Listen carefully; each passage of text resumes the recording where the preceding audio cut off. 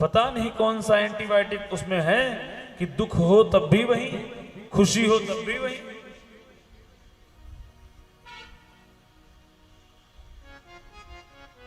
गाधि तने मन चिंता व्यापी, और हरि बिनु मरहि न निश्चर पापी।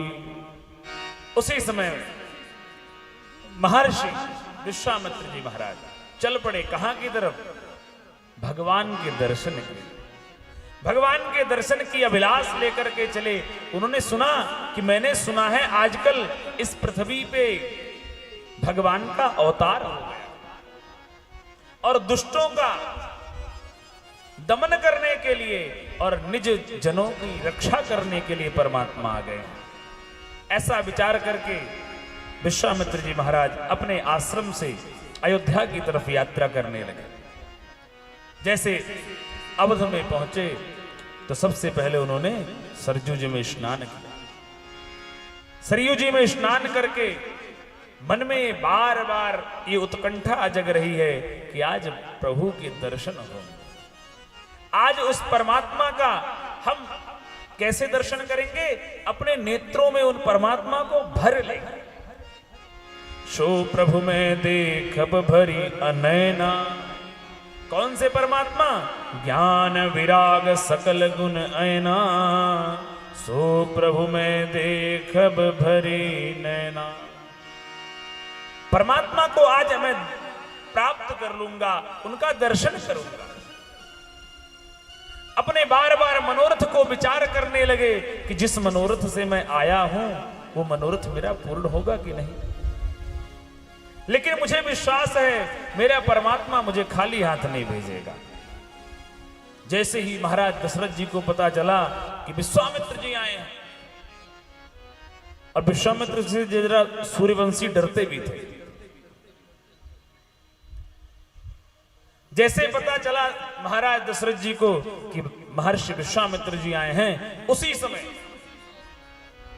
अपने विप्र समाज को बुलाया, अपने आचार्यों को बुलाया और उनके आगमन के लिए चल पड़े। मुनि आगमन सुना जब राजा, मिलन गयों ले विप्र समाजा। करी दंडवत मुनि सन्मानी, निज आसन बैठारे निहारी। और चरण पखारी कीन अति पूजा, मौसम आज धन्य नहीं दूजा। विविध भांति भोजन करवावा, मुनिवर हृदय हर्ष अति आवा। अब क्या किया? जैसे उनका आगमन सुना उसी समय पहुंच गए अपने विप्र समाज के साथ। उनका स्वागत किया, स्वस्तिवाचन इत्यादि से उनका स्वागत किया और दंडवत प्रणाम किया। देखो समर्पण जो है ना वो तीन तरह से होता है। हम किसी के प्रति समर्पित हो जाएं तो तीन तरह से समर्पण होता है। पहला समर्पण किससे होता है? सबसे पहला समर्पण होता है मन से। सबसे पहला समर्पण मन से, फिर वाणी से और फिर कर्म से। मनसा वाचा कर्मणा जो समर्पण हो जाए तो समझ लिए ये व्यक्ति जो मांगेगा, जो कहेगा, उसकी हर बात आप मानने को तैयार बैठे हो। तभी आप मन और वाणी और कर्म से उसके प्रति समर्पित होते। जैसे विश्वामित्र जी आए तो सबसे पहले इन्होंने क्या किया? पहला समर्पण क्या किया? मुनि आगमन सुना जब राजा। उसी समय मन में ये संकल्प कर लिया कि चलिए इनका स्वागत करते हैं। और दूसरा, जैसे आए तो उन्होंने क्या किया? करी दंडवत मुनि सन्मानी, निज आसन बैठारे आनी। अपने आसन पर बिठा दिया, राज सिंहासन पर उनको बिठा दिया। अब जब विश्वामित्र जी राज सिंहासन पर बैठ गए और सामने दशरथ जी महाराज खड़े, सोचिए तो, विचार तो करिए। महाराज दशरथ जी सामने खड़े हैं और विश्वामित्र जी सिंहासन पर बैठे। चरण पखारी कीन अति पूजा। उन्होंने सोचा कि अभी दूर से आए हैं। कई बार क्या होता है, कोई थका हुआ व्यक्ति हो और वो कहीं से आए तो आशीर्वाद वगैरह कम देता है ना, थोड़ा धक्के में उसको प्रणाम कर लो, ठीक, खुश रहो, खुश रहो, इतने करके निकल लेता है। लेकिन जब वो आए उसका खूब स्वागत सत्कार करो, खूब खान पान व्यवहार उसका अच्छा करा दो और उसके बाद अपने बच्चों से उसको मिलाओ। महाराज दशरथ ने क्या किया, सबसे पहले आए विश्वामित्र जी का खूब स्वागत सम्मान किया, खूब प्रकार से अच्छे प्रकार से उनको भोजन भजन कराने के बाद अब क्या किया, उसी समय अपने बालकों को बुलाया कि आओ इनको प्रणाम करो। जैसे बालक आए, पुनि चरणन मेले सुत चारी, राम देखी मुनि दे बिसारी। अब जब उन्होंने देखा कि बात अच्छी बन गई है तो उसी समय अपने बालकों को बुलाया, चारों बालकों को बुलाया और प्रणाम करवाया। अब प्रणाम करके कोई खड़ा तो रहेगा नहीं, तो राम जी सामने बैठ गए। अब जब राम जी सामने बैठ गए तो भरत जी की बारी आई प्रणाम करने की। भरत जी प्रणाम किए तो भरत जी आकर के इस तरफ बैठ गए। ये संत के भाव है। भरत जी महाराज आकर के राम जी के सामने बैठ गए। फिर आए लक्ष्मण जी महाराज प्रणाम करने के लिए। लक्ष्मण जी प्रणाम जैसे करने आए तो आकर के राम जी के पीछे बैठ गए। और शत्रुघ्न जी महाराज जी प्रणाम करने के आए तो आकर के वो प्रणाम करके भरत जी महाराज के पीछे बैठ गए। अब लेकिन राम जी को निहारने के बाद विश्वामित्र जी सब कुछ भूल जैसे गए। राम देखी मुनि देह बिसारी, राम देखी मुनि देह बिसारी, भय मगन देखत मुख भार।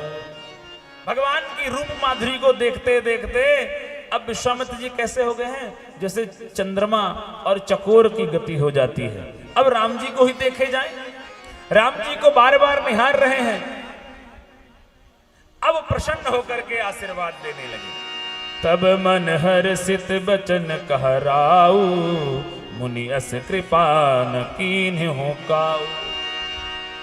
अब राजा प्रसन्न हो गए और महाराज आपने बड़ी भारी कृपा की, आज हमारे घर जो आप आए, ऐसी कृपा कारण आगमन तुम्हारा, यही कारण आगमन तुम्हारा। ओ के कारण आगमन तुम्हारा, यही कारण आगमन तुम्हारा। कहो सो करतन लावहु बारा, कहाँ सो करत न लावहु बारा। कहो सो करतन लावहु बारा, कहूँ सो करत न लावहु बारा।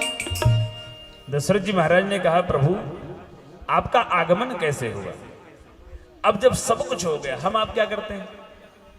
हमारे आपके घर में कोई हमारा आपका रिश्तेदार आता है तो सबसे पहले हम उसका स्वागत नहीं करते हैं। हम क्या करते हैं, जैसे बहुत दिनों बाद आए तो क्या कहते हैं, आते हुए पानी पूछते हैं, ना ना मतलब नहीं, क्या बात है, बड़े दिन बाद दिखाई दिए, कैसे भूल गए, रास्ता भूल गए क्या? कहते कि नहीं कहते? हम उसका स्वागत नहीं करते हैं, हम आते ही उस पर टूट पड़ते हैं। क्या भैया रास्ता भूल गए थे क्या? आज हमारी कैसे याद आ गई आपको? ये स्वागत की प्रणाली नहीं है। कोई आपके आंगन पर आया है, आपके घर में आया है तो पहले उसको अच्छे से उसका स्वागत करिए। यदि दूर से आया है तो उसको अच्छे से भोजन भजन कराने के बाद, अच्छे से बिठाने के बाद पूछिए कि कैसे आना हुआ। यदि आप आते ही उस पर टूट पड़ते हो तो जिस भावना को लेकर के आया होगा वो कैसे कह पाएगा? कई बार क्या होता है, राधा सुन भैया, हमारे वृंदावन में एक गुरुदेव थे, पांडे गुरु जी, भागवत पढ़ाते थे। तो कहते हैं आजकल लोग करते क्या है, किसी के घर में जाओ तो पूछते हैं चाय चलेगी, पानी पियोगे? हद है, अरे कोई आया है तो उसको पिलाओ पानी ना, पूछना थोड़ी होता है। पानी पिएंगे क्या? तो आदमी क्या कहता है, नहीं नहीं बस अभी भी पी के ही आया हूं। वो भले 10 किलोमीटर से आया होगा, लेकिन क्या कहता है, अभी भी पी के ही आया हूं। और हम लोग इतने खतरनाक हो जाते हैं, मजाल ने उसको दोबारा कहते नहीं नहीं पी ही लो। मतलब जैसे कोई जिम्मेदारी है उससे हम निवृत्त हो गए। तो गुरुदेव तो कहा करते थे कि जब कोई ऐसे पूछता है तो हम कह देते हैं, जब तक चाय चल के आने वाली तैयार हो जाए तब तक एक गिलास दूध लाओ, पहले दूध पिएंगे फिर चाय भी चलेगी। तो ऐसे ढीठ बन जाना पड़ता है ना, लेकिन राजा दशरथ ऐसा नहीं किया।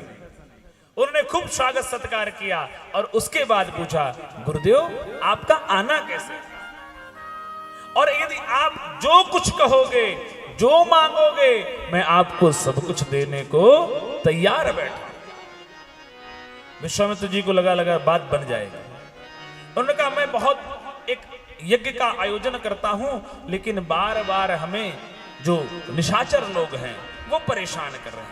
असुर समूह सतावहि मोहि, असुर समूह सतावहि मोहि, मैं याचन आयहूँ नृप तोहि, मैं याचन आयहूँ नृप तोहि, अनुज समेत देहु रघुनाथा, अनुज समेत देहु रघुनाथा, निशाचर बध में होहूँ सनाथा, निशाचर बध में होहूँ सनाथा।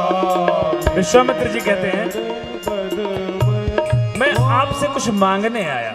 देखो भैया, जब तक आप किसी से कुछ मांगते नहीं हो ना, तब तक आपका बड़प्पन बना है। आपने मांगा, तुरंत आपका बड़प्पन खत्म हो जाता है। जैसे विश्वामित्र जी ने कहा, राजन मैं आपसे याचना करने आया हूं, मैं जाचन आयो नृप तो ही। जय हो। क्या मांगने आया हूं? अनुज समेत देहु रघुनाथा। अब विश्वामित्र जी को यह कंफ्यूजन था कि इसमें सबसे छोटा वाला अर्थात इसमें शेष है कौन, क्योंकि शेष के बगैर तो भगवान चलेंगे नहीं। उन्होंने विचार किया कि जो राम जी के पीछे बैठे हैं उन्हीं को मांग लिया जाए। छोटे कौन है सबसे? अनुज का मतलब छोटा होता है ना, और सबसे छोटे कौन है? शत्रुघ्न जी महाराज। लेकिन विश्वामित्र जी क्या कह रहे हैं? अनुज समेत देहु रघुनाथा। क्या शत्रुघ्न जी के साथ राम जी को मांग रहे हैं? ना ना ना, मांग तो वो लक्ष्मण जी के साथ रहे हैं, पर उनका कंफ्यूजन जो है वो क्लियर नहीं हो रहा था उनको। विश्वामित्र जी कहते, मुझे अनुज के सहित मुझे रघुनाथ को दे दीजिए। और जैसे ही मांगा, मांगते ही देखो भाव बिगड़ जाता है भैया। आपके चेहरे की आकृति बता देती है कि सामने वाले व्यक्ति की बात का असर आपके कितना पड़ रहा है। जैसे ही दशरथ जी को देखा विश्वामित्र जी ने, तो दशरथ जी का चेहरा जरा उतर गया, नेत्रों में जैसे क्रोध झलकने लगा, थोड़ा नाराज से होने लगे। उनके कहने के पहले विश्वामित्र जी कहते, देहु भूप मन हर्षित तजहु मोह अज्ञान। हे राजन, देहु भूप मन हर्षित तजहु मोह अज्ञान, धर्म सुजस प्रभु तुमको इन कहा अति कल्याण। राजन, आप अज्ञान का त्याग कर दीजिए। जैसे आप मेरे आने पर प्रसन्न हुए थे और आपने कहा था ना, मन प्रसन्न करके आपने कहा था कि हे गुरुदेव, जो आप मांगना चाहो मांग लो, और हमारे मांगते ही आपने क्या कह दिया? अपने चेहरों पर नाराजगी आ गई आपके। और कहने लगे, आपको पता नहीं है, महाराज दशरथ जब 60,000 साल के हो गए थे तब उनके घर में बालक हुआ। और कहने लगे, राजन आप प्रसन्न होकर के नहीं देना चाहते हो? यदि आप इनको दे दोगे तो होगा क्या? धर्म सुजस, इनका धर्म बढ़ेगा, आपका भी धर्म बढ़ेगा। क्यों? क्योंकि आपको पुत्र की प्राप्ति किसकी कृपा से हुई थी? यज्ञ की कृपा से। और इनको हम मांग किस लिए रहे हैं? यज्ञ की रक्षा के लिए। और तुमको इन कहा अति कल्याण, अर्थात वो कहना चाहते हैं कि इनका भी कल्याण होगा और इनका भी कल्याण होगा। मतलब ये यहां से जाएंगे तभी तो इनका ब्याह होगा, तो इसलिए दोनों और चारों का कल्याण हो जाएगा। इसलिए आप मुझे इनको दे दीजिए।